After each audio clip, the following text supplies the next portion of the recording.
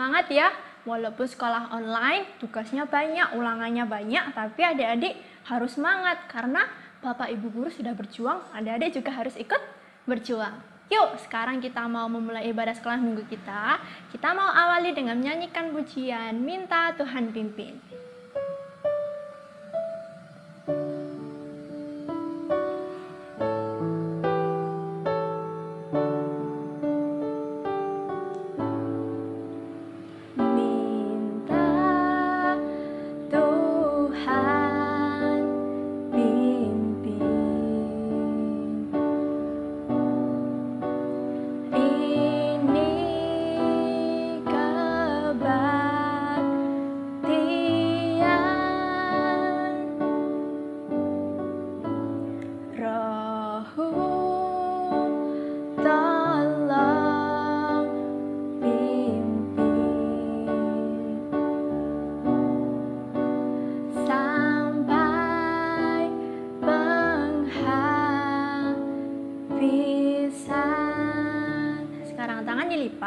Mata ditutup, kita mau berdoa menyerahkan ibadah kita pada saat ini.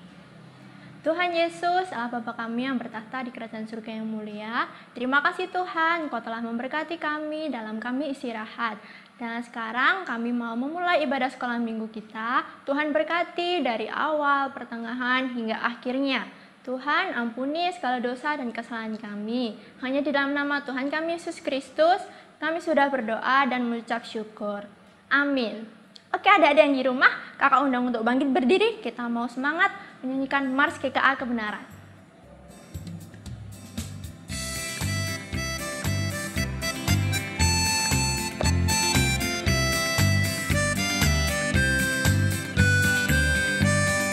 Kami anak-anak sekolah minggu ingin menjadi murid Kristus.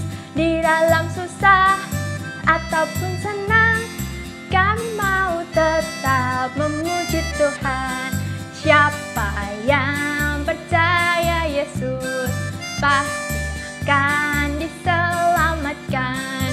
Kami anak GKA Kebenaran akan selalu menjadi saksi. Masih bangkit berdiri, kita mau pujikan. Hati yang gembira adalah obat.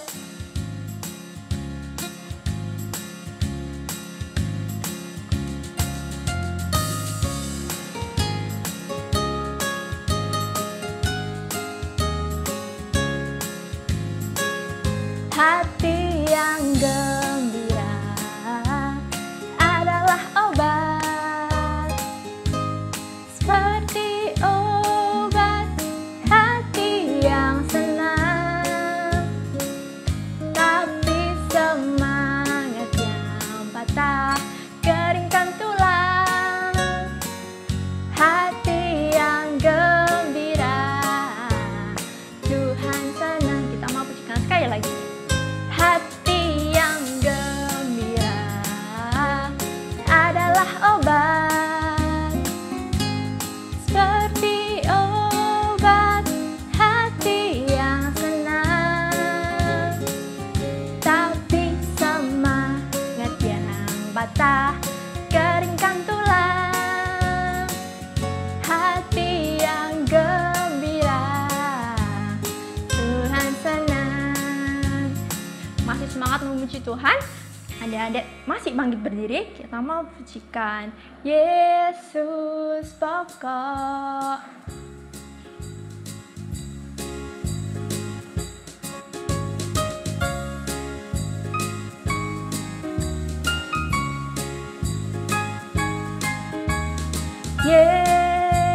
Yesus pokok, dan kita caranya tinggallah di dalamnya. Oh, tinggallah di dalamnya. Oh, tinggallah di dalamnya, pasti kau berbuah. Yesus cintaku, Yesus cintaku, ku cinta kau. Yesus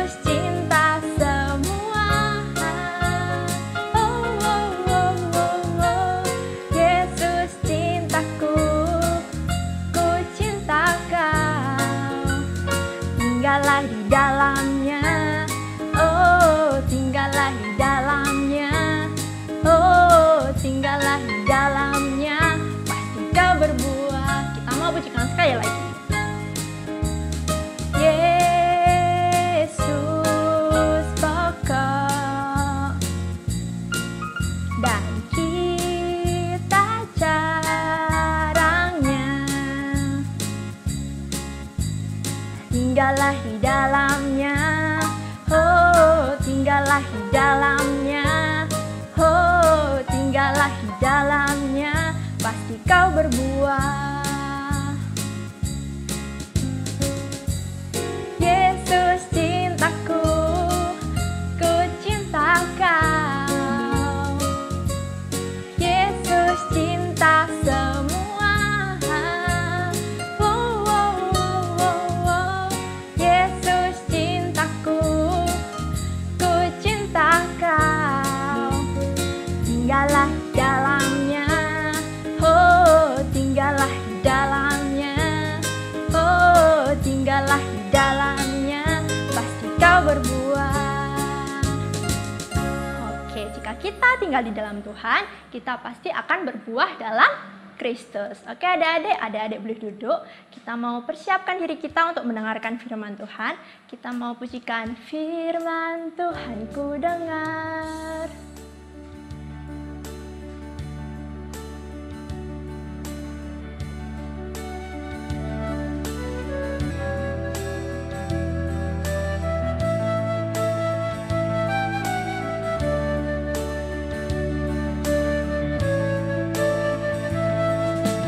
Firman Tuhan ku dengar,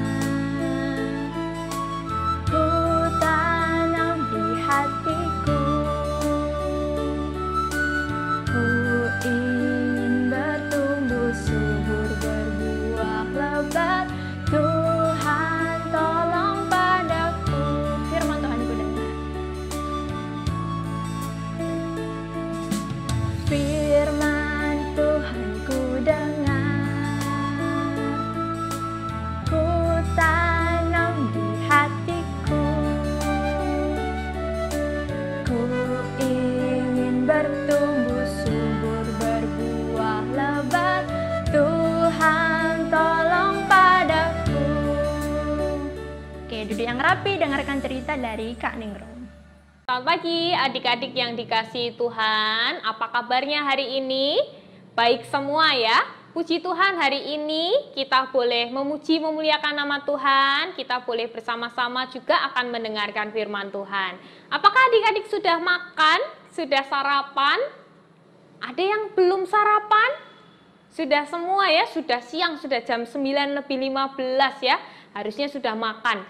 Kalau lapar, nanti kita bisa nggak konsentrasi ya, jadi tidak bisa mendengarkan firman Tuhan dengan baik. Bagus kalau kalian sudah sarapan. Kita mau bersama-sama merenungkan firman Tuhan. Terlebih dahulu kita mau berdoa terlebih dahulu. Mari kita berdoa.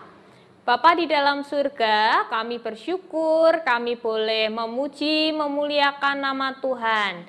Dan saat ini kami akan bersama-sama belajar firman Tuhan. Tuhan Yesus tolong kami supaya kami boleh mengerti dan kami juga boleh melakukan firman Tuhan di dalam hidup kami. Terima kasih Tuhan Yesus, kami siap untuk mendengarkan firman-Mu.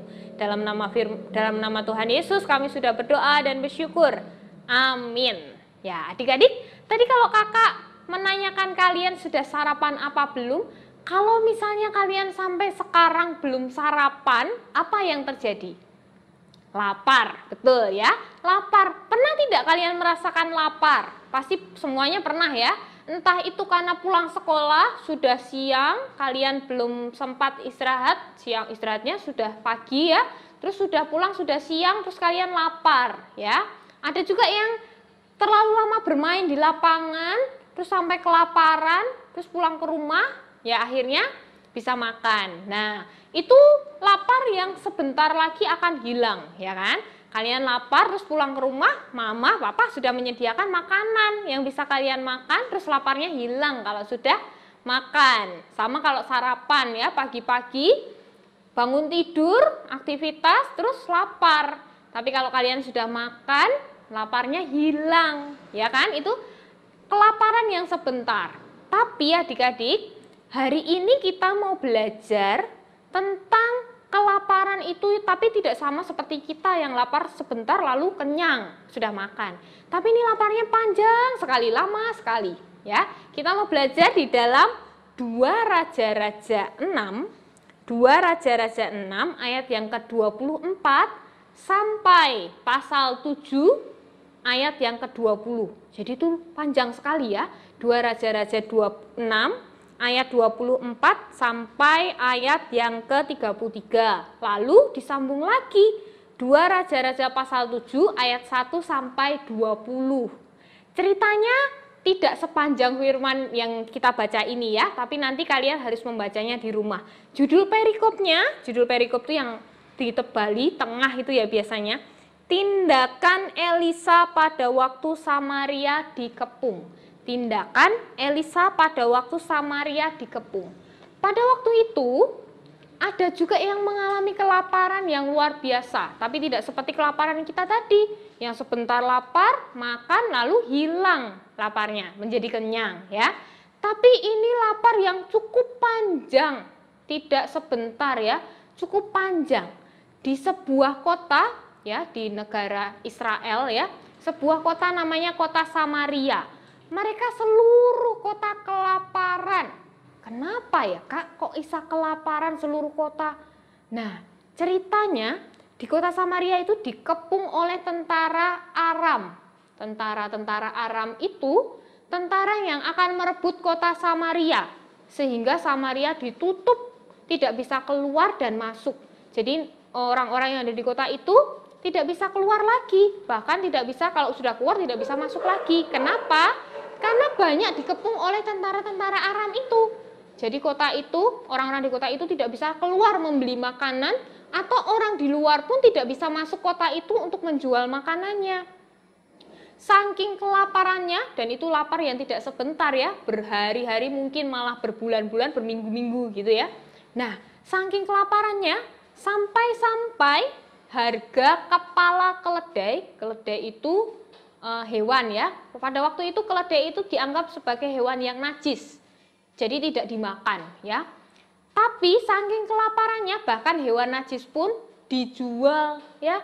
Kepala hewan keledai itu, kepala itu bagian yang begitu murah, yang sangat murah dari semua yang lainnya ya. Kalau kepala hewan itu bisa dimasak apa sih ya? Jadi hanya sedikit, mungkin tidak ada dagingnya ya. Mungkin bagian-bagian kepala itu bisa dimasak gitu ya. Bahkan hewan najis dan hewan yang tidak dimakan itu dijual kepalanya dengan mahal sekali karena seluruh kota itu kelaparan sampai menjual hewannya itu ya.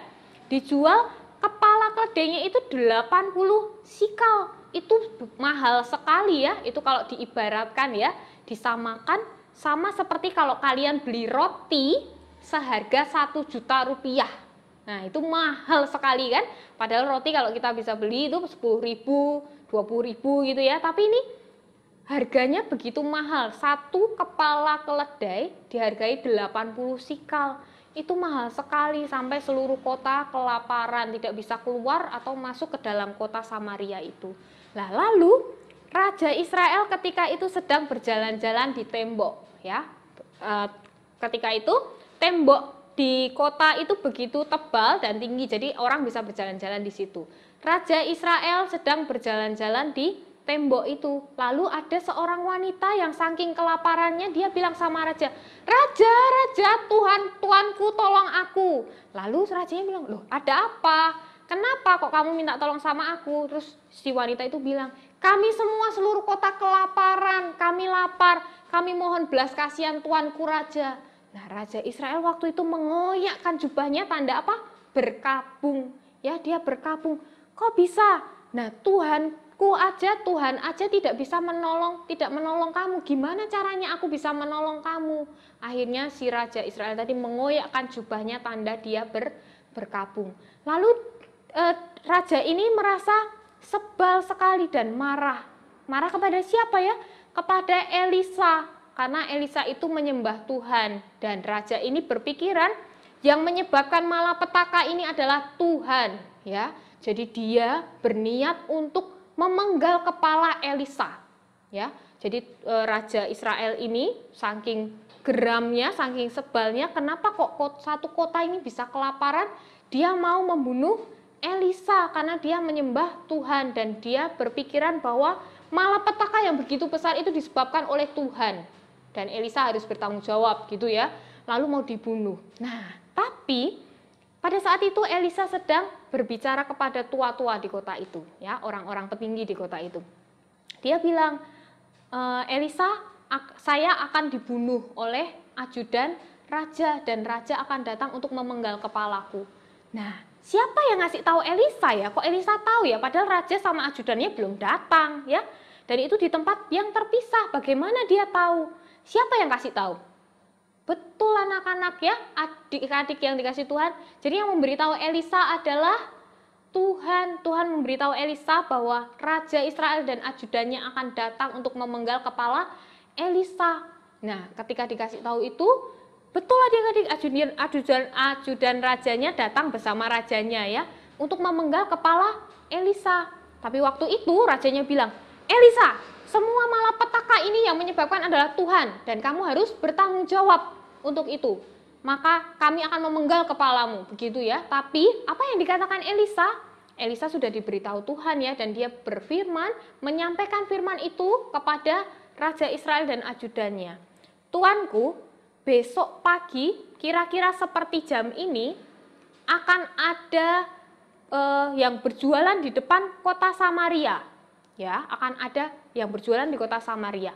Nanti gandum yang terbaik, satu sukat gandum akan dihargai sesikal saja. Dan 2 sukat jelai, ya, jelai itu semacam gandum ya. 2 sukat jelai akan dihargai sesikat juga. Nah, itu sangat murah sekali ya, karena 1 sukat gandum itu sama dengan kira-kira kalau di zaman sekarang ya, 2 kilogram gandum itu seharga Rp4.000. Nah, pada saat itu semua kota kelaparan, masa ada yang jual di pintu gerbang? Di pintu gerbang kota Samaria itu akan jual 1 sukat gandum itu seharga sesikal, dan 2 sukat jelai itu juga akan dihargai sesikal juga. Nah, ketika Elisa berkata seperti itu, ajudannya tidak terima. Halah, masa ketika kalau Tuhan pun membuka tingkap-tingkap langit, kalau ajudannya bilang begini ya, kalau Tuhan itu sampai membuka langit pun itu nggak akan terjadi, ya. Bahkan ketika Tuhan membuka tingkap langit itu nggak akan terjadi. Kenapa? Karena ini sudah dikepung semua sama tentara-tentara Aram dan orang nggak bisa keluar. Apalagi itu harganya murah sekali, dikatakan gandum terbaik pula ya. Tidak mungkin, ajudannya berkata demikian. Lalu Elisa bilang, sesungguhnya kamu akan melihat dengan mata kepalamu sendiri, tetapi karena kamu tidak percaya, maka kamu tidak akan menikmati gandum dan jelai itu. Nah, setelah kejadian itu, di luar kota Yerusalem ada 4 orang yang sakit kusta. Kalau orang sakit kusta itu kan orang itu harus dibuang ya keluar kota. Jadi tidak boleh masuk dalam kota karena dianggap penyakit yang najis, penyakit yang menular. Jadi dia dibuang ya. Lalu 4 orang kusta ini juga sedang mengalami kelaparan. Terus dia berpikir, ini kalau kita di sini terus, kita akan mati. Tapi kalau kita datang ke kota, itu tentara Aram sudah berbaris di situ, sudah mengepung kota itu. Tapi kan pilihannya ada 2, kalau kita datang, kita mati, atau tentara Aram akan membiarkan kita hidup. Jadi kalau mereka datang, ada 2 pilihannya. Tapi kalau mereka tetap di situ, ya mereka akan mati. Lalu 4 orang kusta ini memutuskan untuk datang ke kemah-kemahnya tentara Aram itu untuk mencari makanan di sana. Nah, dengan takut, dengan lapar, dengan kalut gitu mereka bersama-sama datang ke kemah orang-orang Arab untuk mencari makanan. Apa yang terjadi adik-adik? Tentara-tentara Aram itu banyak sekali ya, dan mereka sedang berkemah mengepung kota Yerusalem. Di dalam kemahnya itu tentara-tentara Aram itu mendengar suara kuda, mendengar suara tentara yang banyak sekali, gedebuk gitu ya, banyak sekali. Dan apa yang dipikirkan tentara Aram? Ini bangsa Israel sedang marah dan dia meminta pertolongan bangsa-bangsa lainnya untuk menyerang kita. Karena mendengar suaranya ya begitu hebatnya, suara kuda, suara tentara-tentara berlari, akhirnya apa yang terjadi? Tentara Aramnya ketakutan. Padahal dia belum lihat ya, baru dengar suaranya, gemuruhnya gitu. Mereka merasa takut, akhirnya meninggalkan porak-poranda, meninggalkan kemahnya. Lalu pergi semua dari kota Samaria itu. Dan apa yang terjadi ketika itu? 4 orang kusta tadi datang menemui kemah-kemahnya tadi dan mereka sangat terkejut karena tidak ada tentara Aram di situ. Loh, ini kok nggak ada orangnya? Akhirnya mereka bisa makan sepuasnya, bisa minum sepuasnya. Lalu mereka mengambil perbendaharaan mereka semua, emas, perak, diambilin semua. Semua ladang makanannya juga diambilin semua, disembunyikan semua. Lalu 4 orang kusta ini berpikir, kita melakukan hal yang salah kalau kita tidak memberitahu orang-orang yang ada di kota Samaria. Akhirnya mereka memutuskan untuk kembali ke kota Samaria mengabarkan kalau tentara Aram sudah tidak ada. Ini kita bisa ambil semua makanannya. Nah, tapi waktu sampai di pintu gerbang kota Samaria, penjaganya tidak semata-mata langsung percaya gitu ya. Tapi jangan-jangan ini jebakan. Jangan-jangan tentara Aram sedang bersembunyi. Nanti ketika semua kota Samaria menuju ke kemahnya, terus mereka menyerang. Nah, akhirnya mereka pikir-pikir dulu, lalu berkata kepada raja, "Raja, kata 4 orang kusta ini tentara Aram sudah pergi meninggalkan semuanya. Gini aja, kita suruh beberapa orang untuk mengecek ke sana." Betul adik-adik. Mereka mengecek dengan kudanya ya, dan ternyata betul. Tidak ada tentara Aram satupun yang ada di sana karena mereka ketakutan. Tuhan Yesus memberikan mereka suara supaya tentara Aram ini berpikiran orang akan menyerang mereka. Jadi tentaranya hilang semua. Dan akhirnya malam-malam gitu ya, mereka mengambil jarahan-jarahan itu ya, mengambil makanan, mengambil emas, perak, semuanya diambilin. Dan terjadilah apa yang dikatakan Elisa, apa yang difirmankan Tuhan kepada Elisa itu benar-benar terjadi. Keesokan harinya di pintu kota Samaria itu dijuallah 1 sukat gandum terbaik loh ya, terbaik, dan 2 sukat jelai seharga sesikal. Itu sangat murah sekali. Jadi semua kota Samaria bisa membelinya. Apa yang terjadi sama ajudan yang tidak percaya tadi? Dia bisa melihat, benar-benar bisa melihat. Dijual murah di situ ya, tapi karena semua rakyat yang ingin membelinya, mereka rame-rame datang ke situ dan ajudannya terinjak-injak, didesek-desek orang ya, terinjak-injak dan akhirnya mati.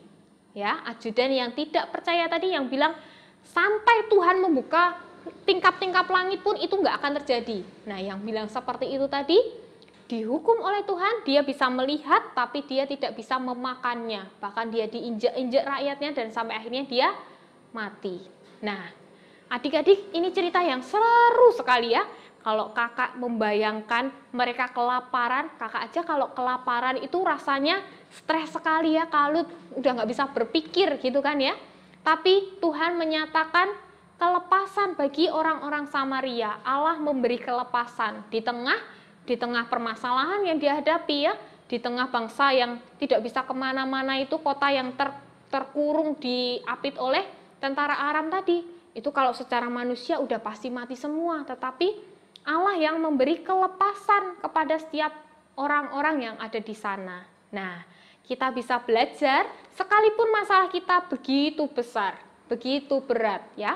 Sekalipun kita tidak bisa mengandalkan orang lain, tetapi kita mempunyai Allah yang bisa memberi kita kelepasan. Bagaimana ya caranya? Kita harus percaya.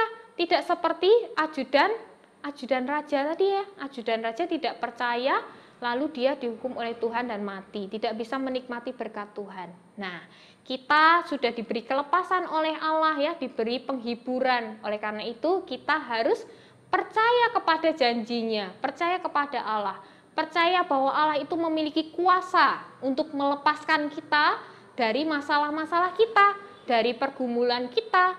Anak kecil apa punya masalah, Miss? Tentu. Kakak yakin kalian juga punya masalah ya.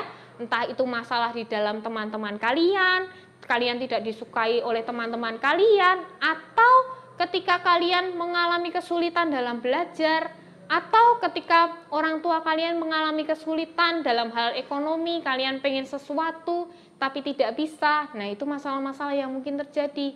Dan Allah, kita harus percaya kalau Allah memberi kita kelepasan. Ya, untuk apa? Untuk kita bisa menerima kuasa Allah. Jadi, mulai sekarang kita belajar untuk percaya penuh kepada Allah. Bahwa Allah memberi kita kuasa. Allah berkuasa atas hidup kita ya. Berkuasa atas hidup kita untuk kita boleh percaya kepada Allah. Jadi, maukah adik-adik dan kakak ya percaya kepada Allah dan menikmati kelepasan yang Allah berikan? Selamat mempercayai kasih Allah di dalam kehidupan kita. Jadilah orang-orang yang percaya ya, seperti Elisa, bukan seperti ajudan raja yang tidak percaya kepada Tuhan. Mari bersama-sama kita berdoa. Bapa di dalam surga, kami bersyukur Engkau Allah yang memberi kelepasan kepada setiap masalah-masalah kami.